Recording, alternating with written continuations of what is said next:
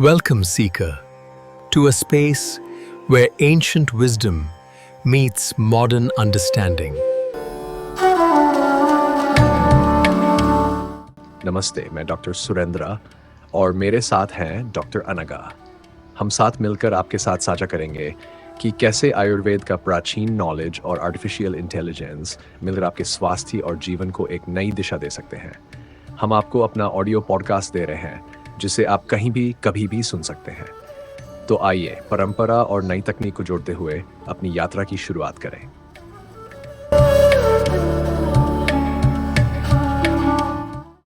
नमस्कार। आज हम आयुर्वेद की प्राचीन दुनिया में एक खास सफर पर निकल रहे हैं। हमारे पास कुछ स्रोत हैं जो आयुर्वेदा संहिता, मूल अवधारणाएं और ज्ञान मीमांसा पर बात करते हैं। हम सिर्फ तथ्यों को नहीं देखेंगे, बल्कि ये समझने की कोशिश करेंगे कि हजारों साल पहले ज्ञान को कैसे सहेजा गया, कैसे परखा गया और कैसे आगे बढ़ाया गया, खासकर चिकित्सा जैसे अहम और मुश्किल क्षेत्र में। बिल्कुल, ये सोचना ही कमाल का है कि उस जमाने में बिना आज की तकनीक के वो ज्ञान को व्यवस्थित करने और उसकी गुणवत्ता बनाए रखने के लिए कितने गहरे और व्यवस्थित तरीके अपनाए गए थे। ये सिर्फ पुरानी बातें नहीं है, बल्कि ये ज्ञान प्रबंधन की एक प्राचीन परिष्कृत प्रणाली को समझने जैसा है। सही कहा। तो आज हमारा मकसद सिर्फ परिभाषाएं रटना नहीं, बल्कि इन प्राचीन संहिताओं की बनावट, उनके अलग अलग प्रकार और सबसे जरूरी आयुर्वेद में ज्ञान को समझने और उसे मान्यता देने के तरीकों के पीछे छिपी सोच को उजागर करना है। हम इन स्रोतों से सबसे चमकदार मोती निकालने की कोशिश करेंगे। हम देखेंगे कि ये ग्रंथ कैसे बने, क्यों बने, उनकी गुणवत्ता के क्या पैमाने थे, और हाँ, ज्ञान हासिल करने के कौन से तरीके भरोसेमंद माने जाते थे। असल में हम उस दौर की ज्ञान मीमांसा यानी एपिस्टेमोलॉजी की जड़ों तक पहुंचने की कोशिश करेंगे। तो चलिए शुरुआत करते हैं सबसे बुनियादी शब्द से, संहिता। स्रोतों में इसका जिक्र बार बार आता है। सुनने में तो ये थोड़ा भारी भरकम लगता है, पर इसका मतलब क्या है? संहिता, इसका शाब्दिक अर्थ है जो अच्छी तरह से एक साथ रखा गया हो, या संग्रह। संस्कृत में सम मतलब अच्छी तरह से और हित मतलब रखा हुआ। लेकिन आयुर्वेद के संदर्भ में ये सिर्फ एक कलेक्शन या संग्रह नहीं है। ये वे व्यवस्थित और नियम आधारित ग्रंथ हैं जिनमें आयुर्वेद की 8 प्रमुख शाखाओं, अष्टांग आयुर्वेद, अष्टांग आयुर्वेद, उनका ज्ञान संकलित किया गया है। ये उस जमाने के प्रैक्टिकल मैनुअल या गाइड बुक की तरह थे, जिनमें ज्ञान को एक खास संरचना और सिद्धांतों के तहत प्रस्तुत किया गया था, ढांचे में ढालना था। स्रोत बताते हैं कि इन संहिताओं को मुख्य रूप से 2 ग्रुप्स में बांटा जाता है, बृहत्त्रयी और लघुत्रयी। ये क्या है? हाँ, ये वर्गीकरण बहुत महत्वपूर्ण है। बृहत्त्रयी यानी महान तिकड़ी। ये 3 ग्रंथ आयुर्वेद के सबसे प्रामाणिक और कह सकते हैं आधार स्तंभ माने जाते हैं। इनमें पहली है चरक संहिता, जो मुख्य रूप से काय चिकित्सा यानी इंटरनल मेडिसिन पर केंद्रित है। अच्छा। दूसरी है सुश्रुत संहिता, जो शल्य तंत्र यानी सर्जरी के ज्ञान के लिए विख्यात है जी। और तीसरी है वाग्भट्ट की अष्टांग हृदय या अष्टांग संग्रह।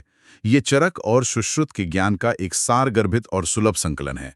लघुत्रयी बाद के दौर के महत्वपूर्ण ग्रंथ हैं जो बृहत्त्रयी के पूरक के तौर पर देखे जाते हैं, पर आज हम बृहत्त्रयी पर ही फोकस करेंगे। चलिए इस महान तिकड़ी को थोड़ा और करीब से देखते हैं।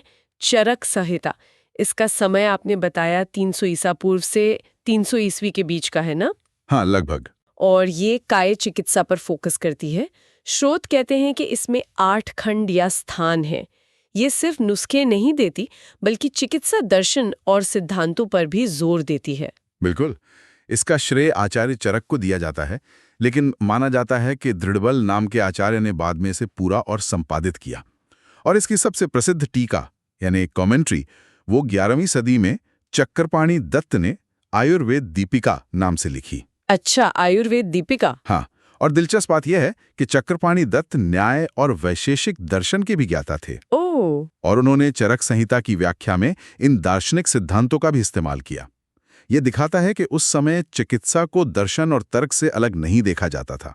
सोचिए किस स्तर की बौद्धिक गहराई रही होगी।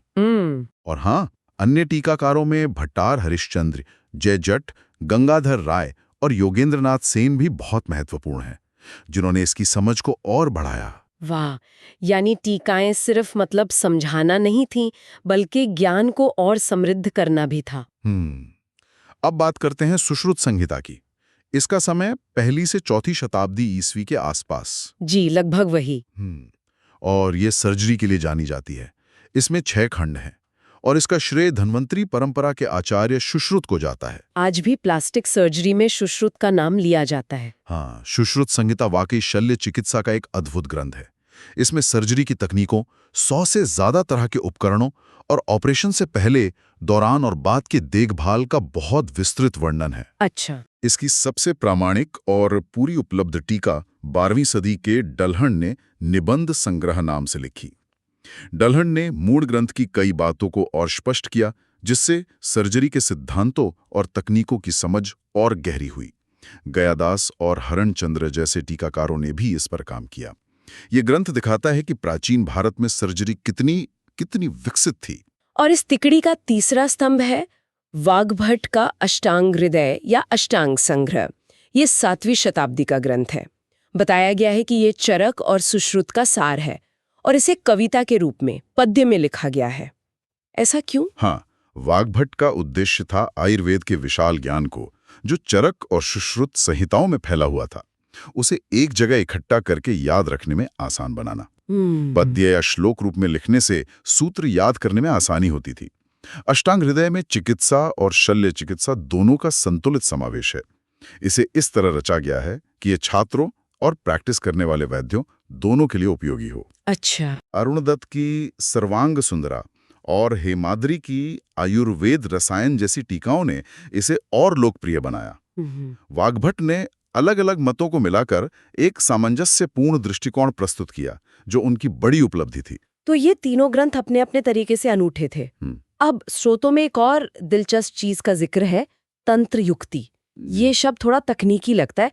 क्या ये ग्रंथों को समझने का कोई खास तरीका था? हाँ, तंत्र युक्ति को आप प्राचीन ग्रंथों को सही ढंग से समझने और लागू करने के लिए एक तरह का विश्लेषणात्मक टूलकिट या मेथोडोलॉजी कह सकते हैं। अच्छा, टूलकिट जैसा। हाँ, तंत्र का मतलब है शास्त्र या विज्ञान और युक्ति का मतलब है योजना, विधि या तर्क। मान लीजिए किसी ग्रंथ में कोई बात थोड़ी अस्पष्ट है या उसका संदर्भ समझना जरूरी है, तो तंत्र युक्ति के सिद्धांतों का इस्तेमाल करके उसका सही अर्थ निकाला जाता था। इसमें वाक्यों का विस्तार करना, छुपे हुए अर्थ को स्पष्ट करना या अलग अलग हिस्सों को जोड़कर एक सुसंगत मतलब निकालना शामिल था। सोचिए, आज भी हम ग्रंथों की व्याख्या करते समय ऐसी ही चुनौतियों का सामना करते हैं। यानी ये सिर्फ पढ़ना नहीं, बल्कि पढ़कर सही मतलब निकालने की एक व्यवस्थित प्रक्रिया थी। ये तो बहुत जरूरी रहा होगा, खासकर चिकित्सा जैसे क्षेत्र में, जहां गलत व्याख्या खतरनाक हो सकती है। इसी से जुड़े 2 और शब्द हैं, तंत्र गुण और तंत्र दोष। क्या ये ग्रंथ की क्वालिटी चेक जैसे थे? बिल्कुल सही पकड़ा आपने। तंत्र गुण एक अच्छे या आदर्श ग्रंथ की विशेषताओं को बताते हैं, जैसे क्या ग्रंथ में विषय को पूरी तरह कवर किया गया है, क्या भाषा स्पष्ट और सटीक है, क्या जानकारी तार्किक क्रम में दी गई है, क्या ये ना बहुत ज्यादा संक्षिप्त है ना बहुत ज्यादा विस्तृत। ये गुण एक तरह से उस जमाने के पीयर रिव्यू या एडिटोरियल स्टैंडर्ड जैसे थे। हाँ, स्टैंडर्ड्स। हाँ, जो सुनिश्चित करते थे कि ज्ञान सही और प्रभावी ढंग से आगे बढ़े। और तंत्र दोष इसका उल्टा हुआ, यानी ग्रंथ में क्या कमियां नहीं होनी चाहिए। हाँ, तंत्र दोष वे 15 तरह की कमियां हैं जिनसे एक अच्छे ग्रंथ को बचना चाहिए। उदाहरण के लिए, बहुत मुश्किल या अप्रचलित शब्दों का इस्तेमाल, उसे कहते हैं अग्राह्य शब्दता। अच्छा। या अपनी ही कही बातों का खंडन करना, विरोध, एक ही बात को बार बार दोहराना, पुनरुक्ति, या विषय से भटक जाना, अपार्थिक। इन दोषों को पहचानना और इनसे बचना ग्रंथ की प्रामाणिकता, स्पष्टता और उपयोगिता के लिए बहुत जरूरी था। ये दिखाता है कि प्राचीन विद्वान लेखन की गुणवत्ता और तार्किक शुद्धता को कितना महत्व देते थे। ये सिर्फ लिखने की बात नहीं थी, बल्कि जिम्मेदारी से लिखने की बात थी। ये जानना भी दिलचस्प है कि इन तीनों मुख्य संहिताओं यानी बृहत्त्रयी की लिखने की शैली भी अलग अलग थी। स्रोत रचना शैली और भाषा शैली का जिक्र करते हैं। हाँ, उनकी लेखन शैली उनके उद्देश्य और विषय वस्तु को दर्शाती है। चरक संहिता ज्यादातर संवाद के रूप में है, जैसे गुरु आत्रेय और शिष्य अग्निवेश के बीच बातचीत चल रही हो। डायलॉग फॉर्म में। हाँ, डायलॉग ये गद्य में है, पर बीच बीच में श्लोक भी हैं। इसमें दार्शनिक चिंतन और तार्किक बहस का गहरा पुट है। भाषा संस्कृत गद्य हैं जिसमें तकनीकी शब्दों के साथ साथ मुश्किल विचारों को समझाने के लिए दृष्टांतों या कहावतों, न्याय का भी प्रयोग है। ये ज्ञान को रटाने की बजाय समझाने पर जोर देती है। जबकि सुश्रुत संहिता, जैसा आपने बताया, सर्जरी पर केंद्रित होने के कारण ज्यादा प्रैक्टिकल लगती है। बिल्कुल। सुश्रुत संहिता एक प्रैक्टिकल मैनुअल की तरह है। इसमें सर्जरी की तकनीकों, उपकरणों का वर्गीकरण और प्रक्रियाओं का कदम दर कदम वर्णन है। इसकी संरचना ऐसी है कि सर्जरी का ज्ञान व्यवस्थित तरीके से मिले। भाषा तकनीकी संस्कृत है जिसमें खास सर्जिकल शब्दावली है और प्रक्रियाओं के विवरण पर जोर है। इसका पूरा फोकस कैसे करना है।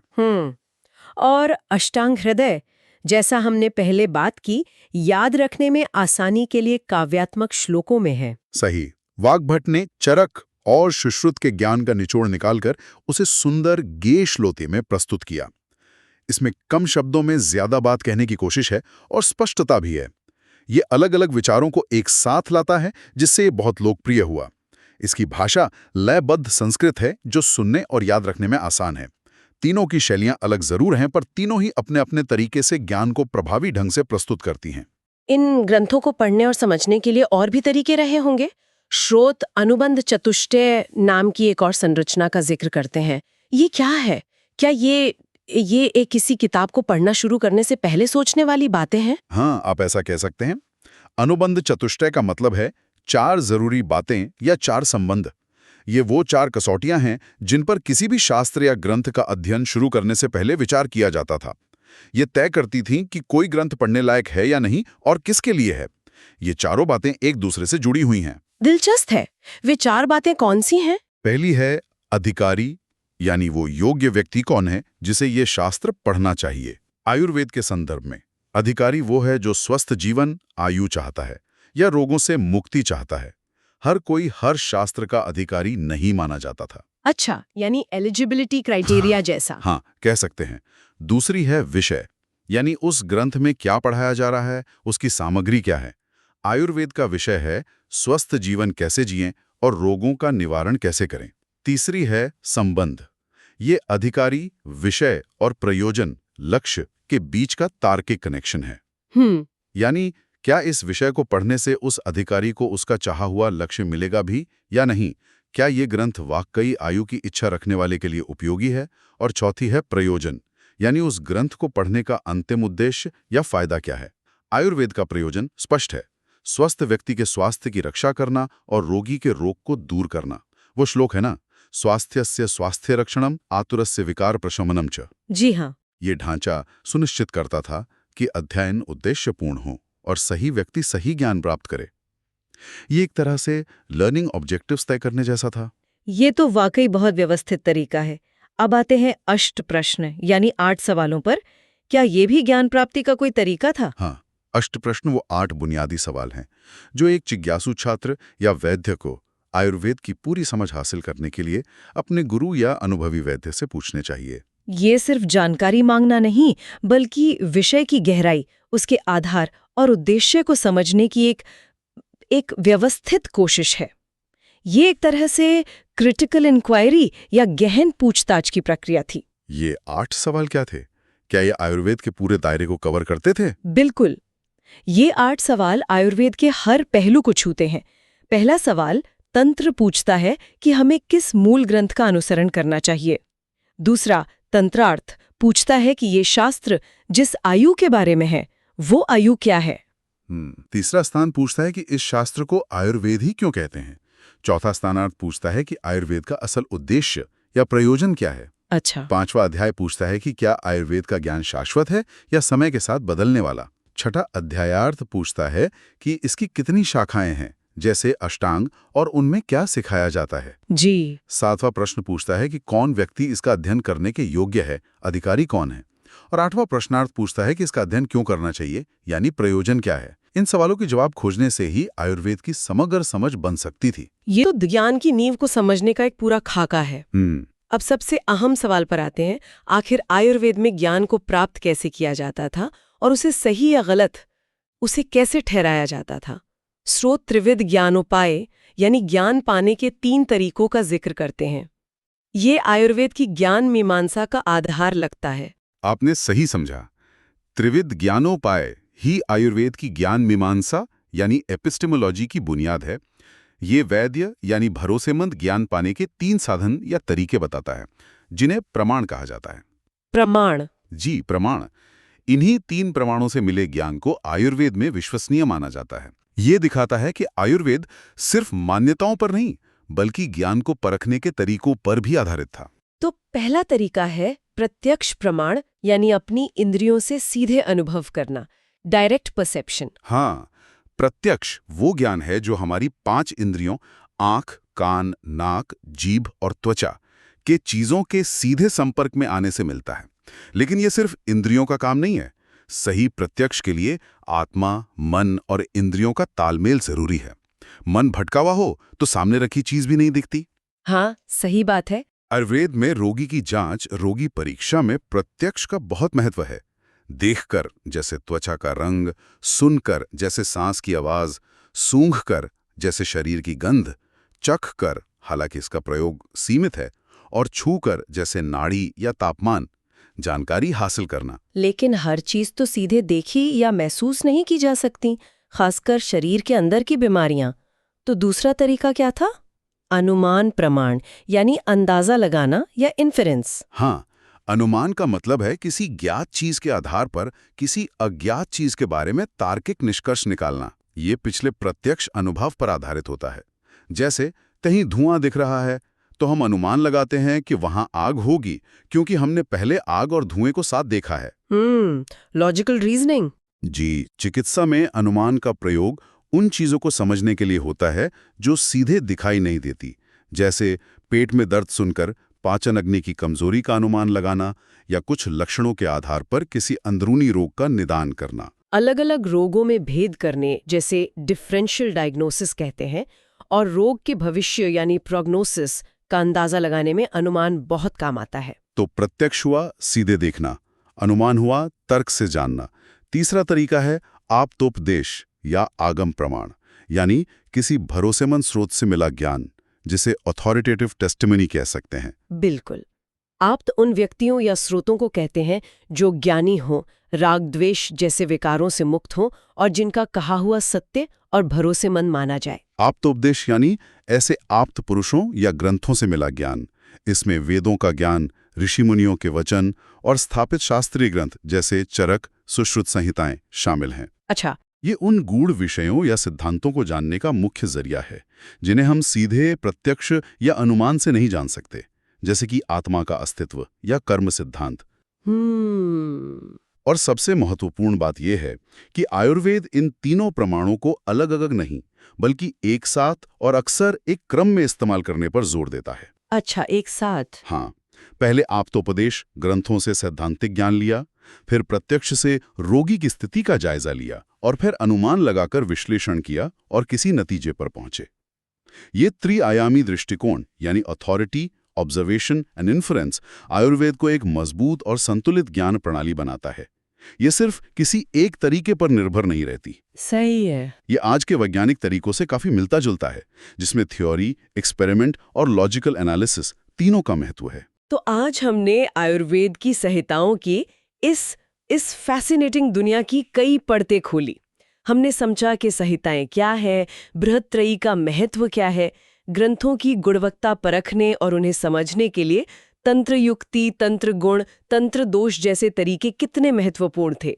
हमने ये भी देखा कि अध्ययन के लिए अनुबंध चतुष्टय जैसा ढांचा और ज्ञान की गहराई तक जाने के लिए अष्ट प्रश्न जैसी पद्धति थी, और सबसे बढ़कर ज्ञान को परखने के लिए प्रत्यक्ष, अनुमान और आप्तोपदेश का संतुलित उपयोग कैसे किया जाता था।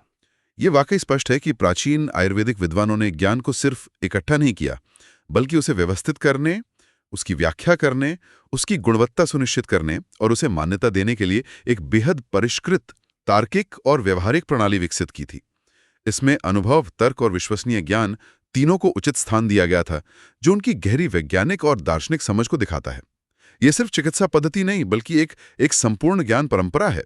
ये सब जानकर वाकई दिमाग में कई सवाल उठते हैं।